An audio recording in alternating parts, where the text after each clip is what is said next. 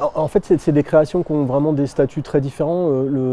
Si je les reprends dans l'ordre, l'Évangile selon Bill, c'est la suite d'un travail qu'on a commencé avec mon camarade Emmanuel Vérité il y a plus de 10 ans maintenant, autour d'un personnage qu'il a inventé, qui s'appelle Charlie, qui est une sorte de clochard poète qui fait ce qu'il appelle des contributions, donc qui parle de tas de choses de façon assez poétique, comique, décousue. On avait fait un spectacle autour de Dostoïevski qu'on avait présenté à la Comédie la saison dernière. Donc là, on a écrit un nouvel épisode. Donc c'est vrai que c'est un travail tout à fait singulier, c'est un travail au long cours. C'est pour ça d'ailleurs qu'on l'a présenté au Théâtre du Verseau, parce qu'on avait envie de le tester d'abord dans une très petite salle, qu'on aime beaucoup cette salle et que Gilles Granouillet nous a fait l'amitié de nous accueillir. Donc on y a passé presque 3 semaines entre les répétitions et les représentations. Et donc ça, c'est un travail qui nous occupe, oui, je pourrais dire au long cours, enfin, avec Emmanuel. C'est des spectacles qu'on écrit ensemble, qu'on invente ensemble. Donc c'est une chose un peu à part et qui va continuer d'ailleurs parce qu'on va le reprendre, cet épisode qui a été vu par très peu de gens. On va le reprendre la saison prochaine ici à la Comédie, dans la Stéphanoise, dans un dispositif un peu original qu'on est encore en train d'inventer. Le jeu de l'amour et du hasard, c'était une reprise en fait d'un spectacle que j'ai créé il y a déjà quelques années et qui avait été un peu percuté, enfin beaucoup percuté par la crise du Covid.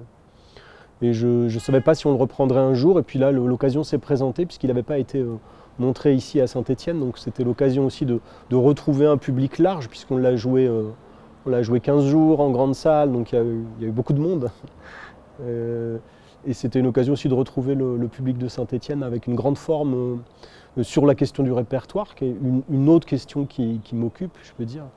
Et ça a été très joyeux de faire ça, et c'était une manière aussi de dire au revoir au spectacle, au fond, parce qu'on l'avait abandonné sur un quai de gare, comme beaucoup de spectacles pendant la crise sanitaire. Et puis l'étourdissement des paysages, c'est une chose là aussi tout à fait singulière, puisque c'est un travail dans le cadre de l'école, avec les étudiants de la promotion 32. Alors, un travail qui s'est fait d'ailleurs dans le cadre du centre de formation d'apprentis, puisque ça c'est une des nouveautés de cette saison, c'est qu'on a créé ce CFA, ce centre de formation d'apprentis pour les étudiantes et les étudiants de 3e année de l'école de la Comédie. Donc les étudiantes et les étudiants sont à la fois en emploi, en entreprise, comme on dit pour des apprentis en général. Alors là, ils sont employés dans des théâtres, donc il y avait une partie de la promotion qui travaillait avec le Théâtre Nouvelle Génération à Lyon, et une autre partie qui travaillait ici à la Comédie de Saint-Étienne. Et puis le reste du temps, ils étaient en formation ici à la Comédie. C'était une première expérience tout à fait passionnante et très convaincante. Donc on va prolonger pour les promotions futures. J'espère qu'on y arrivera parce que ça demande un peu de moyens pour accompagner justement ces premiers pas dans l'emploi. Et donc avec la moitié de la promotion, j'ai fait ce travail, l'étourdissement des paysages, qui était au fond une sorte de reprise d'écho d'un spectacle que j'avais fait il y a exactement 20 ans, qui s'appelait Ça ira quand même. Et que j'ai fait à l'époque avec des comédiennes et des comédiens qui avaient l'âge qu'ont aujourd'hui les étudiants.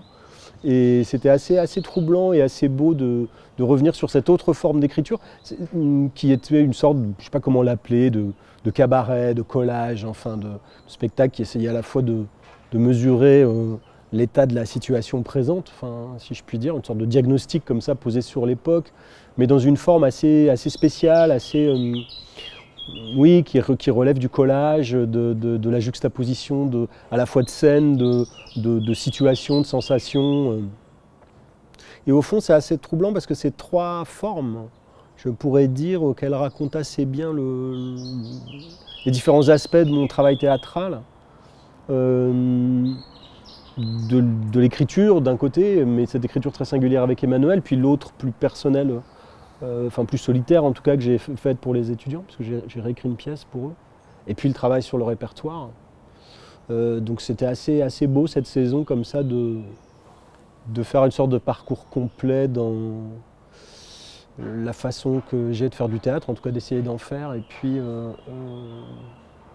ça m'a permis de me rappeler aussi pourquoi j'en faisais, donc c'était une saison assez riche à cet égard. Ouais.